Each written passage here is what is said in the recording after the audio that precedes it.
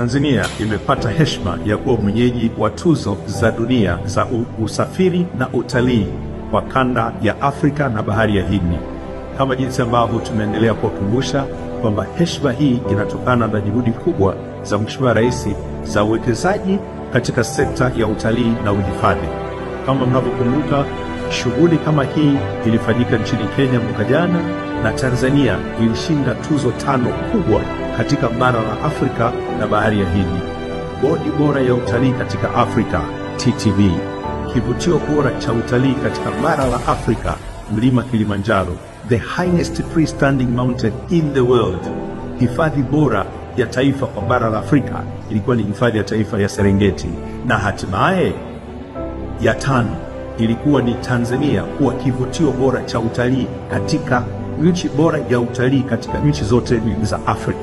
Tulishinda tuzo 5 kubwa, lakini baadaye tukashinda tuzo kubwa katika level ya dunia. Yaani ukiwaweka washindi wote wa dunia, Tanzania iliibuka kidedea kama nchi yenye kivutio bora zaidi cha utalii wa safari. The best safari destination in the world. Nchi bora ya utalii wa safari duniani. Sasa katika mafanikio yote hayo, waandaaji na waratibu wa tuzo hizi duniani wakafanya maamuzi na wakatupa heshima kwamba Tanzania iwe mwenyeji wa tuzo hizi za dunia za usafiri na utalii kwa kanda ya Afrika na bahari ya Hindi, zinazofanyika hapa Johari Lotana tarehe 28 mwezi huu wa 6, Jumamosi hii ndani ya ukumbi huu. Heshima kubwa ambayo tumeipata kama nchi.